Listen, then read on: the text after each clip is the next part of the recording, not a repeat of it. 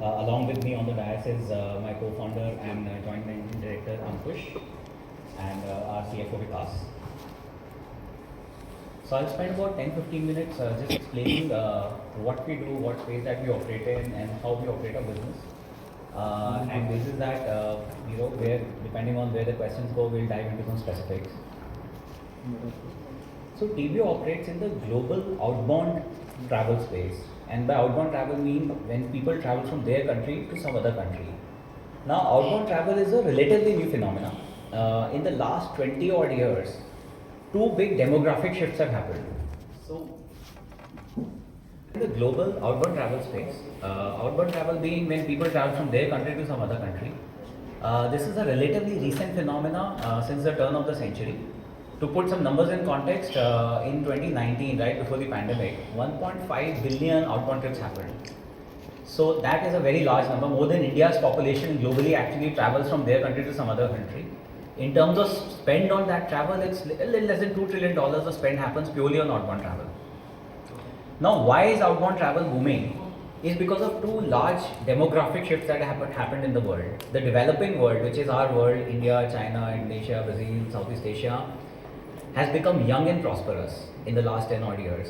So there are a large number of first time travelers who want to see the world, and because they're traveling for the first time, they need advice, they need to know where should they stay, what airline to book. There are multiple components they want to book because they're traveling overseas for the first time. Often they need help with visa, they need help with forex. So with all of that, typically a first time traveler will go to a travel agent to make an outbound travel booking. So if they're traveling overseas for the first time, they're going to a travel agency. The other big demographic shift is the exact opposite, which is in the West, which is the US, UK, Germany, Western Europe.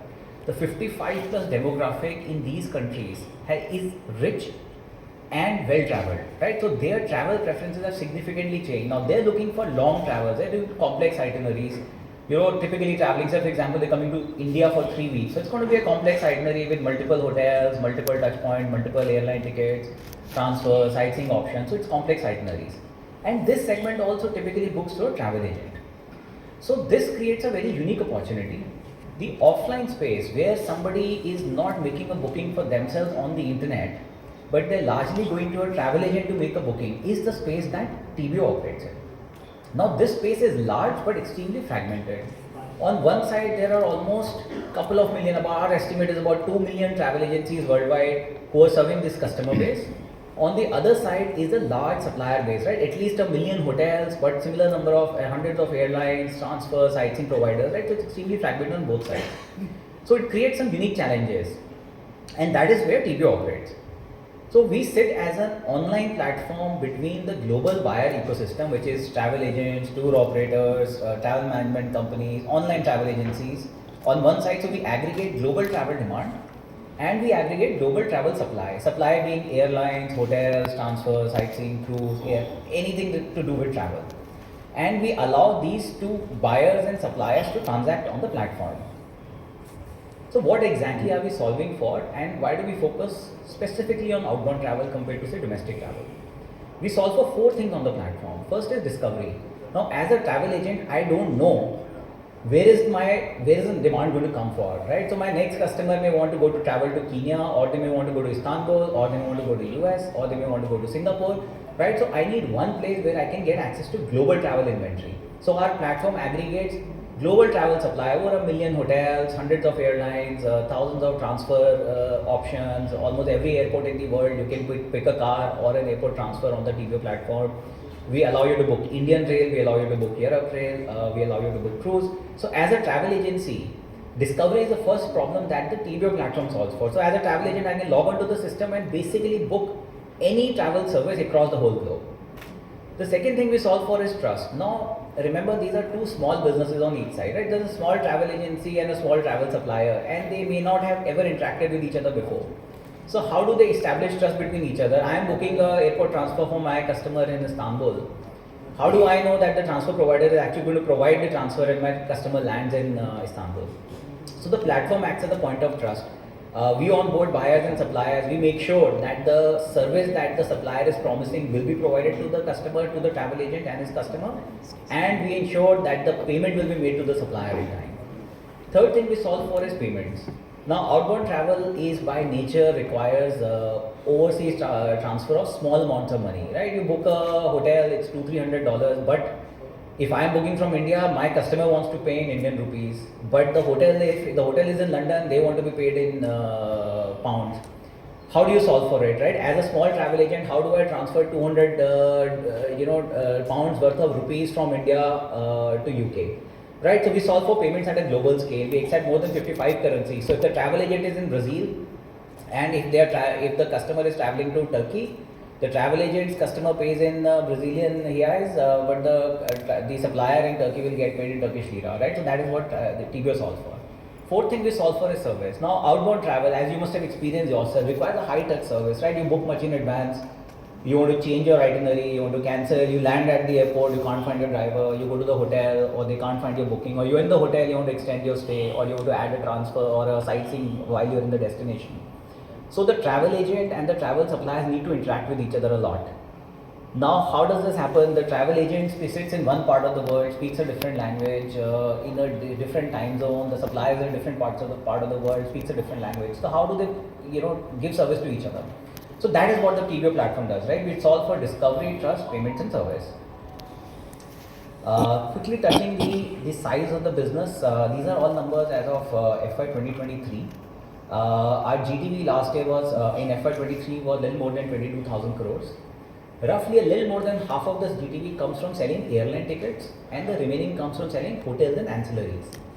The airline business is a high volume but slightly lower margin business. So from a revenue perspective, the airline business revenue is about 2.6% of the GTV, and the gross profit is about 1.4%. The hotels business is slightly higher margin, in fact significantly higher margin, about 8% revenue as a percentage of GTV, and about 5.5% gross profit. In terms of geographical mix, and Atul talked about it, we are a very global business. When you look at the numbers on the screen, this is from basis where the travel was booked from, right? So these are not destinations, but what we call source markets. Where are people traveling from? So you will see, while India obviously is our largest source market from an airline perspective, about 11,000 crores of airline GTV happened from India. So either India domestic or India outbound. The business from a hotels perspective is actually quite fragmented and diversified. Middle East is our largest market right now at about 4,000 crores of hotels GMV. But on the whole, you will see that Americas are quite large for us, about 1,900 crores of GMV in Americas. Similar scale in Europe, almost 1,900 crores of GMV in Europe, and then similar scale across India and Asia. So I'll talk a little bit about a go-to-market. How do we actually acquire buyers and suppliers on the platform? So we have a global feet-on-street sales team of more than 400 people, about 440 people sales team. Half of it is based in India, half of it is spread all over the world. Their core job is to go and acquire travel agencies, explain the value proposition of why should they use TBO, do a demo of the platform, do a KYC to get them on the platform. Once a travel agent is on the system, then they use the system themselves, right? So they can make their own bookings on the platform. Then the sales team will also act as account manager. So once the travel agent is on the platform, they will account manage the travel agency as well. On supply side, the model is similar. We have a feet-on-street global supply onboarding team, which spans across all the key destinations. They work with hotels, hotel chains, global chains to onboard them on the platform. So their work is to negotiate rates with the hotels. While the negotiation happens locally, the actual onboarding is all platform driven. So we have a very, very sophisticated tech stack which allows us to quickly onboard any airline, hotel, ancillary, cruise, etc. inventory on the platform in a fairly automated manner. So all the logos that you're seeing over here are all the connectivity platforms that we have created in-house, which allow us to quickly onboard new supply. We are a platform business. We have buyer demand on one side and supplier demand on one side. And you will see that the business has been growing at a fairly exponential pace for the last 4 or 5 years. And why this happens is because of what are called network effects.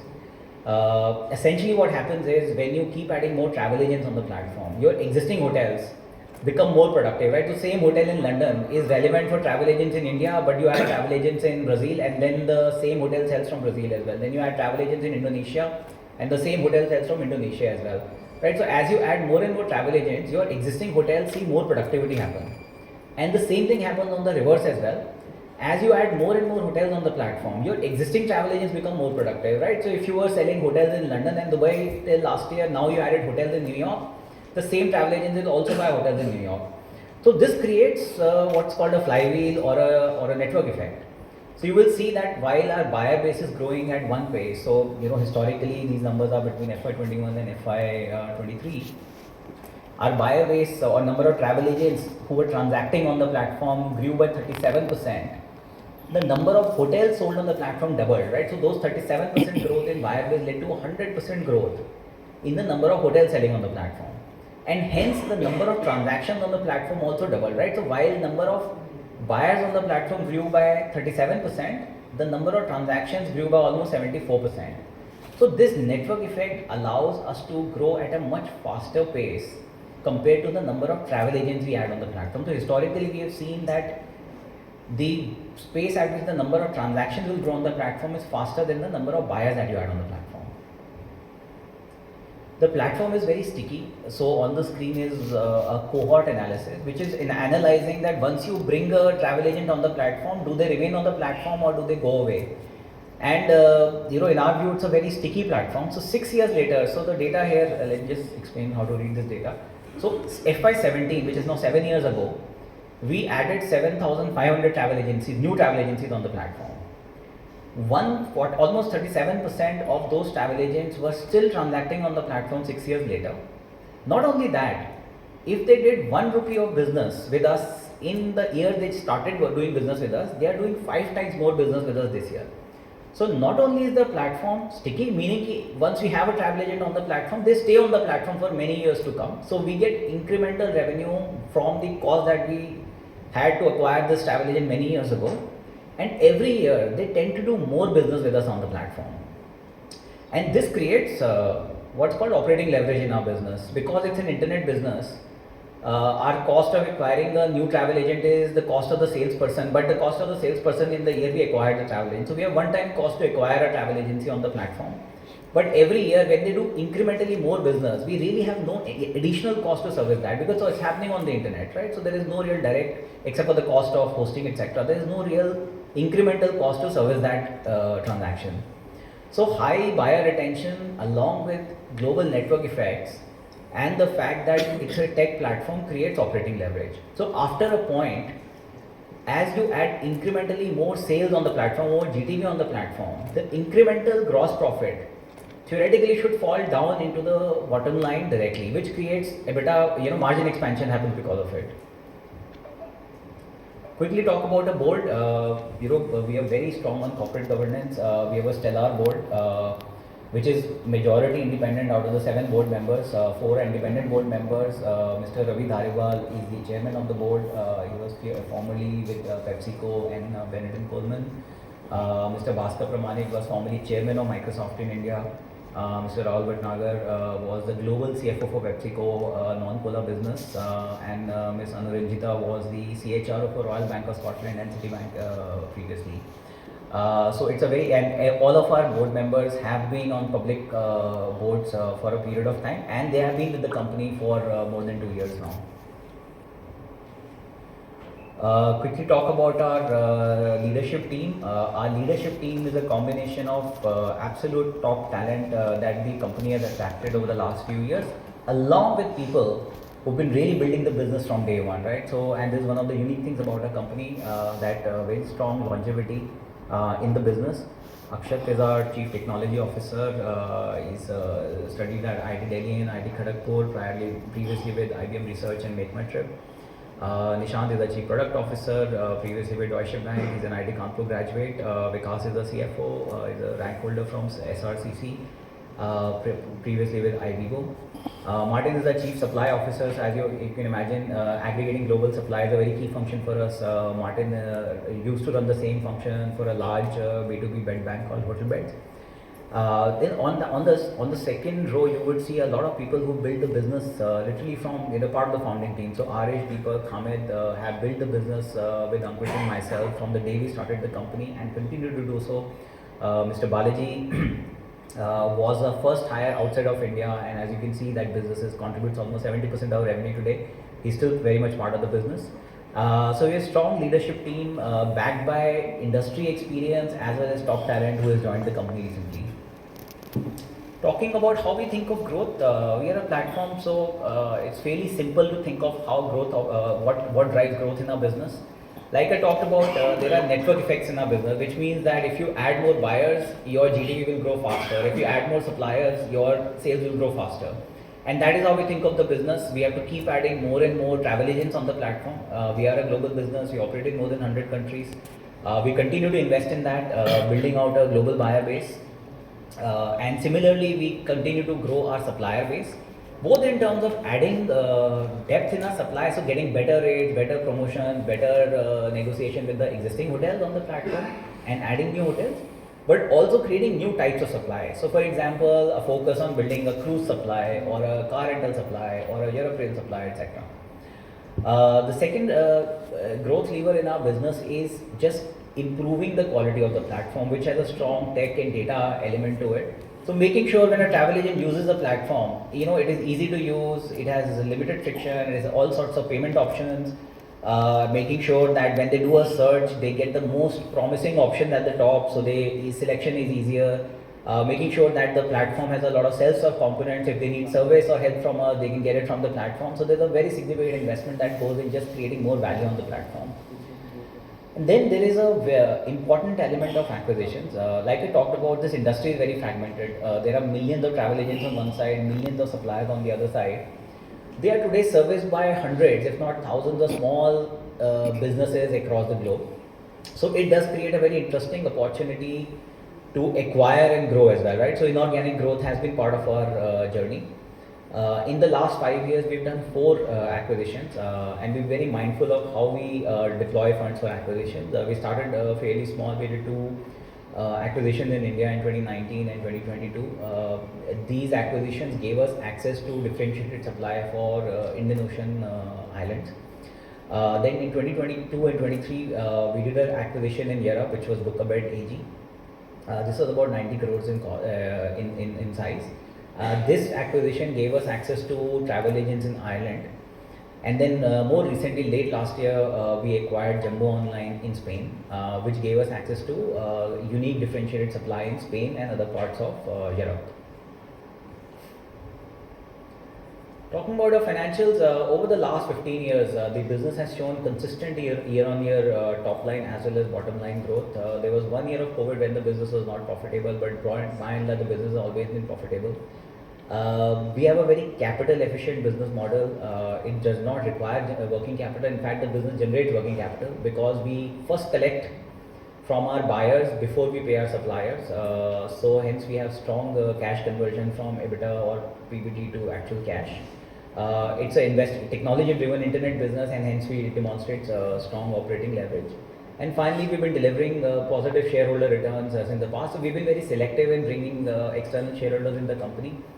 You might be surprised to know, while we are a tech business, the company has ever raised roughly around 60 crores of primary capital, and that's the only fund infusion the company has seen to build the business to the scale that it is today.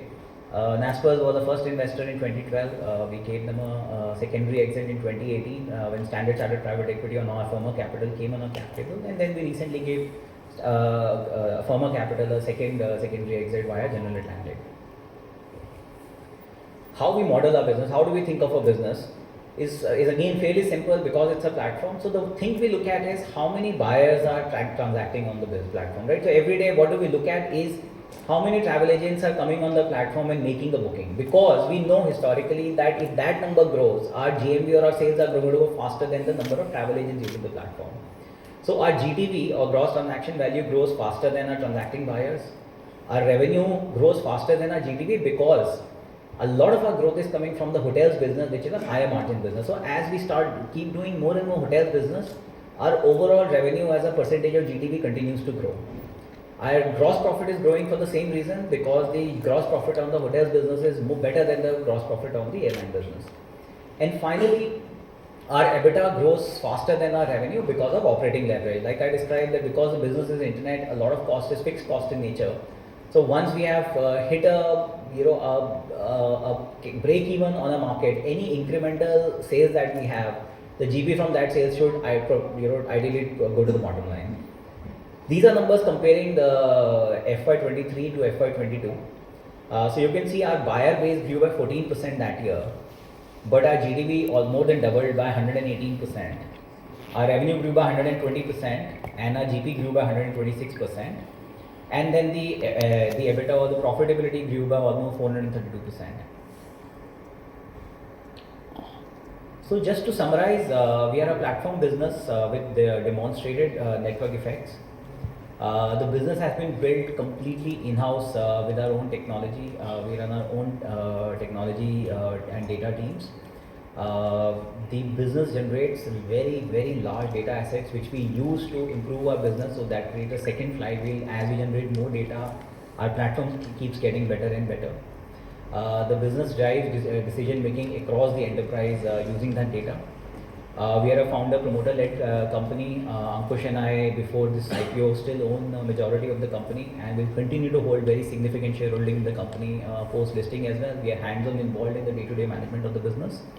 And finally, it's an extremely capital efficient business model. We've reached where we have reached with very minimal deployment of capital and generating consistent cash over the years. Thank you.